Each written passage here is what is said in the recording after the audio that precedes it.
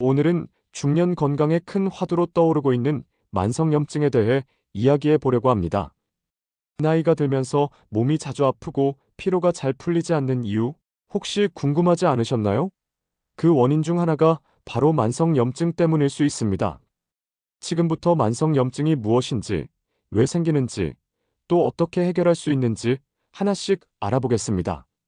먼저, 만성염증이란 무엇일까요? 일반 염증은 몸이 다쳤을 때 또는 병균이 침입했을 때 몸을 보호하기 위해 나타나는 자연스러운 반응입니다.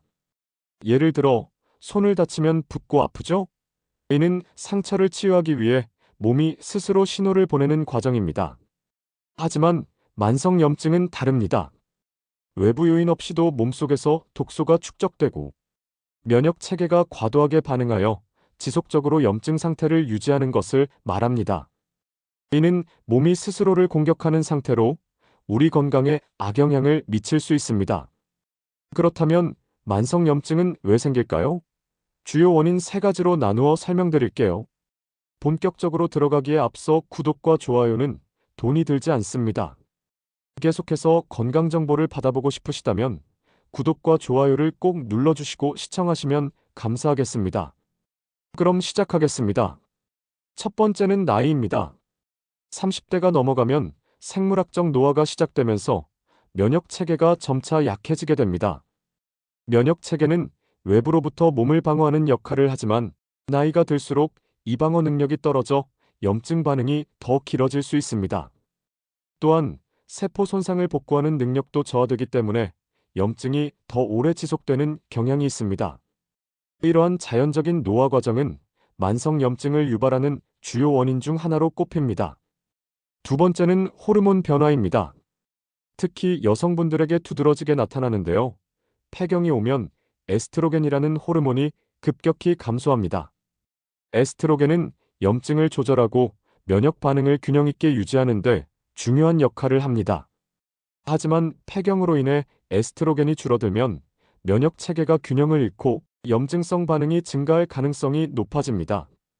또한 폐경 이후 체내 지방, 특히 내장 지방이 증가하기 쉬운데 내장 지방은 염증성 물질을 분비해 만성 염증을 더욱 악화시킵니다. 남성의 경우에도 나이가 들면서 테스토스테론 감소가 염증 증가와 관련이 있을 수 있습니다. 세 번째는 생활 습관입니다.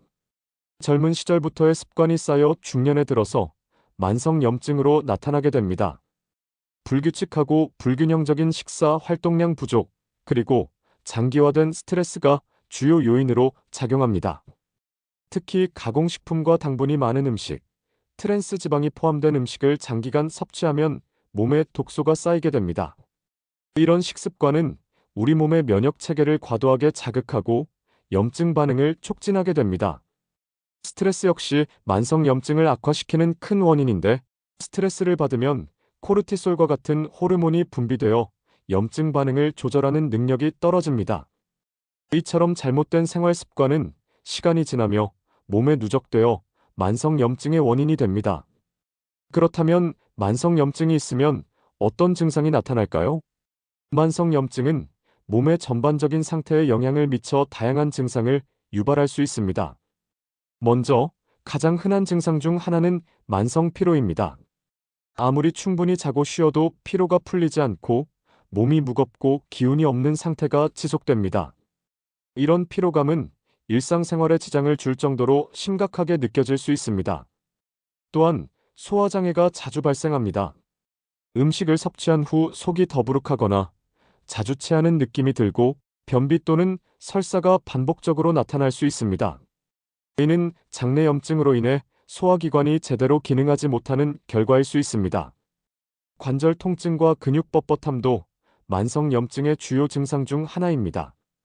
특히 어깨, 무릎, 손목 등 움직임이 잦은 관절 부위에 통증이 느껴지거나 아침에 일어났을 때 관절이 뻣뻣하게 느껴진다면 염증이 원인일 가능성이 높습니다. 면역력 저하도 중요한 신호입니다.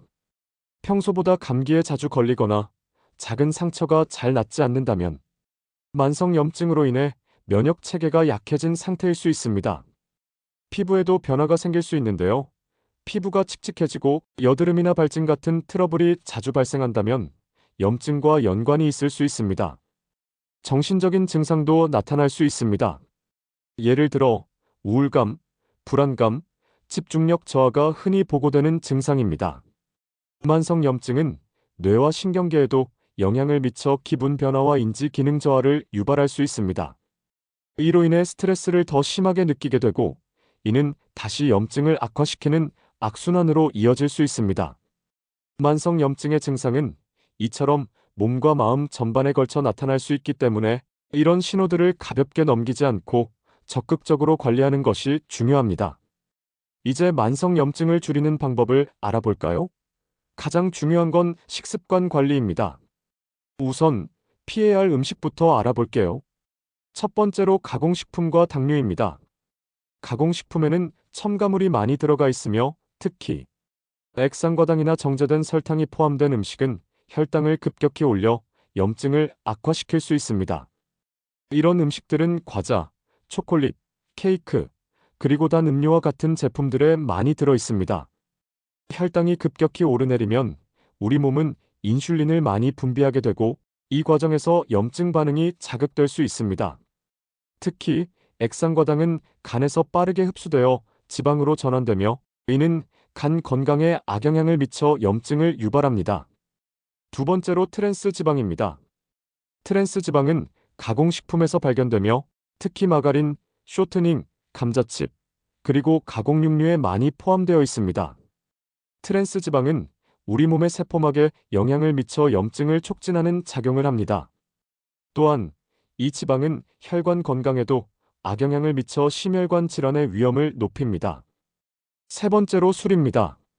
알코올은 간에서 분해되는 과정에서 활성산소를 생성하며 이는 세포를 손상시키고 염증 반응을 유발합니다. 또한 알코올은 장내 유익균을 억제하고 유해균의 증식을 촉진하기 때문에 장 건강에도 악영향을 미칠 수 있습니다. 이러한 변화는 장내 염증을 일으키고 전신 염증으로 이어질 가능성이 높습니다. 네 번째로 고온에서 조리된 가공육류입니다. 고온에서 조리될 때 단백질과 당이 반응하여 생성되는 최종 당화산물은 우리 몸에서 염증 반응을 촉진합니다. 특히 바비큐나 튀김 음식에서 많이 발생하므로 섭취를 줄이는 것이 좋습니다. 이처럼 염증을 유발하는 음식들은 장기간 섭취 시 만성 염증을 악화시키기 때문에 가능한 줄이는 것이 중요합니다. 건강한 식습관으로의 전환은 만성 염증 관리의 첫걸음이 될 것입니다. 이제는 반대로 염증을 줄이는 음식을 알아볼까요? 첫 번째로 오메가3 지방산이 풍부한 생선입니다. 고등어, 꽁치, 연어 같은 생선은 염증을 완화하고 심혈관 건강에도 도움을 줍니다. 일주일에 두세 번 드시면 좋습니다. 두 번째로 채소와 과일입니다. 딸기, 블루베리, 브로콜리, 시금치 같은 항산화 성분이 풍부한 채소와 과일은 세포 손상을 줄이고 염증을 완화합니다. 과일은 하루 종이 컵 한 컵 정도의 양으로 드시는 것이 적당합니다. 세 번째로 견과류와 씨앗입니다. 아몬드, 호두, 치아시드는 항염증 성분이 풍부해 간단하게 섭취하기 좋습니다. 마지막으로 꿀입니다. 꿀은 플라보노이드와 같은 항염증 성분이 풍부해 만성 염증을 줄이는데 도움을 줍니다. 차나 샐러드 드레싱에 활용하면 맛과 건강 모두 챙길 수 있습니다. 간단한 레시피도 알려드릴게요.